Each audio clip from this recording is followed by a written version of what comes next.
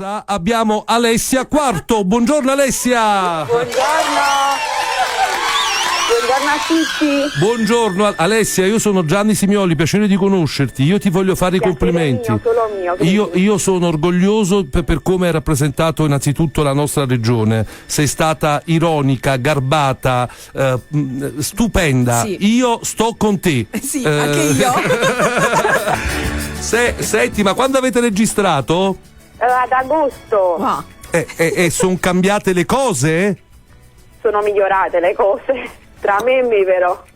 Ah, ecco. Quindi tu continui ad andare dritta per la tua strada, non sei tornata con lui? Assolutamente, io la mia scelta l'ho fatta e quella rimarrà. E adesso come stai? Bene. Adesso sto meglio, cioè sto confronto ad agosto, sto una favola.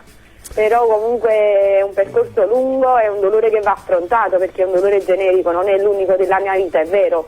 Forse non è il tradimento sempre il problema è la delusione e quant'altro, però si può sempre rinascere. Brava Alessia. Si deve rinascere. Io ti guardavo ovviamente incantato non solo per le bordate ironiche, ma anche perché insomma, leggevo nei tuoi occhi un dolore forte, la rinuncia di un amore in cui avevi creduto tantissimo da bimba, da giovanissima. Questo è pesante da affrontare, no?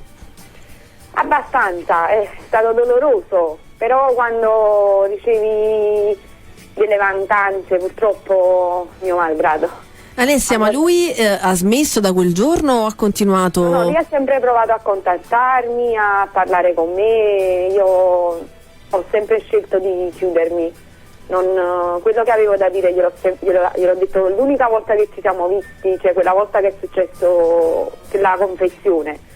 Gli ho detto semplicemente che questa bellissima faccia non la vede più e da parte mia così sarà, non per cattiveria o per presunzione, ma solo per evitare altre sofferenze o quant'altro, perché il mio scopo è proteggere me stessa, ma anche lui nel rispetto degli anni passati insieme. Punto. Questa è...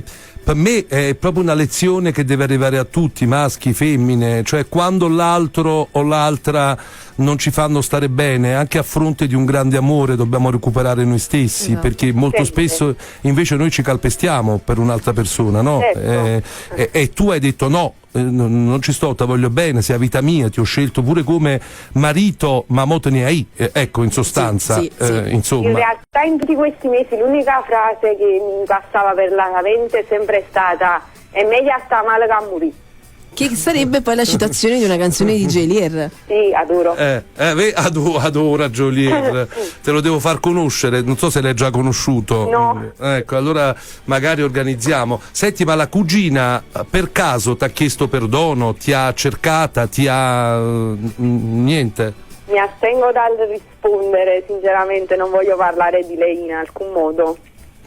Anche questa E è una anche in bella questo risposta. è una signora, devo dire la verità, perché Non è nel mio interesse. avrebbe potuto dire tante cose in quella diretta, invece è non è nel mio interesse. è stata precisa nell'obiettivo, che era ovviamente verso a questo punto l'ex marito. Sì, io magari vorrei solo invitare le persone a scoprire ogni giorno le meraviglie che hanno accanto prima di cercare altro. È vero, un amore può finire in qualunque momento. Abbiate almeno il coraggio di chiudere, perché si soffre, ma si soffre lo stesso facendo soffrire, forse. È vero. Ma quanto sei bella quando parli, guarda, veramente dici tutte Quanti cose anni hai, Alessia? belle. Perché non me lo ricordo più. Tu sei giovanissima. Io ho 29 anni. Giovane, 29 sì, anni. sì. Senti, e quando adesso dai, buttiamolo un po' sul leggero.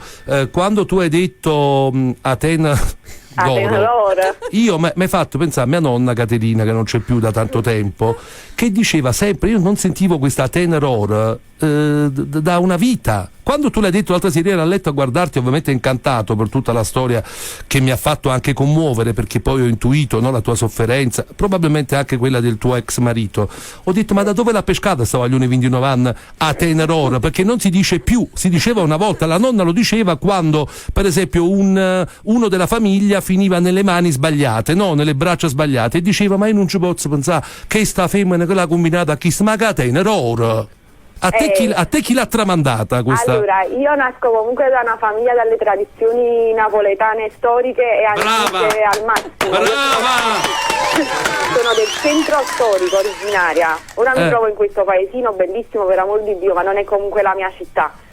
Mia nonna è stata l'artefice proprio del mio modo di parlare. Come me, come a me. Meraviglia. Sì. Questo alternare un italiano più o meno decente a delle cose nostre, della tradizione, delle radici. Brava. Infatti io sono questa, un po' la napoletana scugnizza, forse un po' più la napoletana scugnizza, ma anche la ragazza classica italiana. Ma guarda, lei, ti dico che ci hai rappresentato, cioè io ti ho vista e mi sono sentita proprio te, in un certo senso, proprio nelle parole che dicevi, mi sono ritrovata molto. Tra l'altro Alessia non ci può pensare, perché lei ha detto anche in un video, dice: ma io non sono nessuno, da me che volete. Sì, è vero, improvvisamente sono diventata simbolo no, ma sei diventata simbolo di tante donne che ti hanno scritto. Io so che tu hai fatto 100.000 follower in 2 ore.